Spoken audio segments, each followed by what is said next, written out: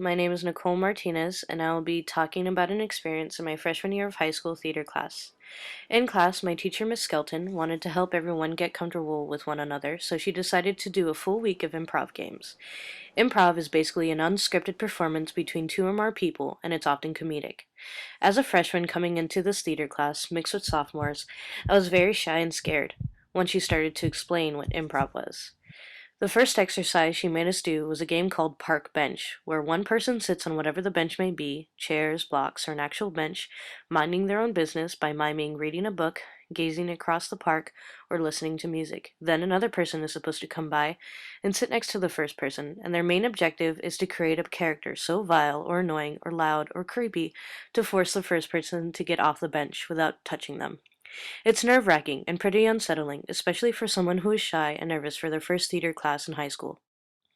The way I would change this problem of having some students get rid of that fearful and nervous feeling is that I'd start off with icebreaker games to get everyone comfortable with one another. One game would be called the name game, which is where all the students stand in a big circle, and one by one they will say their names and have a big movement along with it.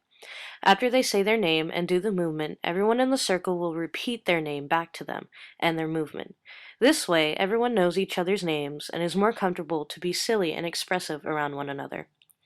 Another game I would do, that I would also tie into some theater history, would be mirroring.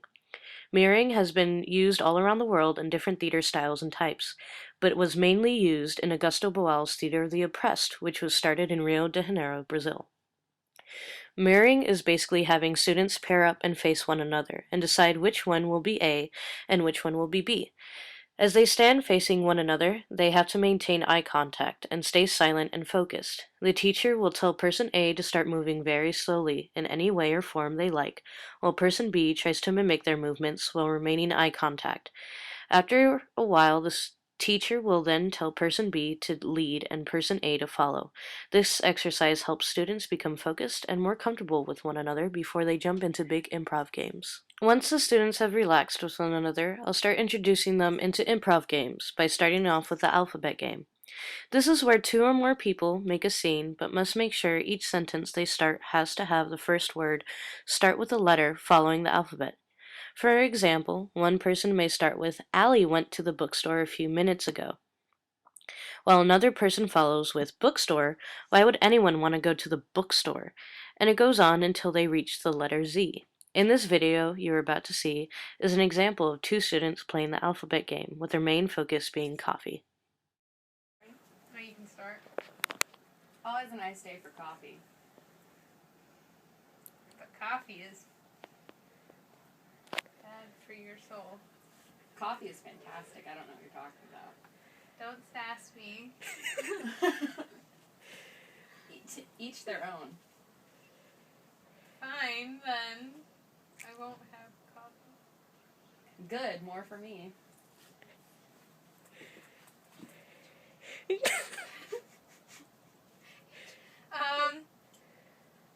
Hell yeah, have all the coffee. I will, damn it. Just don't bring it near me. Kill yourself. Oh. I mean, Oh, you lost. loser. Another game that I'll be able to introduce is freeze tag, which is where two students start a scene with each other and anyone around the room can yell out freeze and tag a person out of the scene the performers were just doing and start a new scene with the person still left on stage. You will see in the next short video an example of freeze tag. What the hell was that for? You really got me? Saying that's my man. Your man, he's my man. What?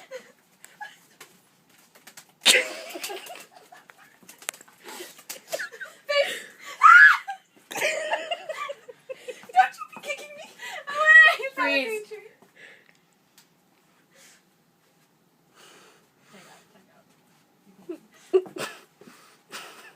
And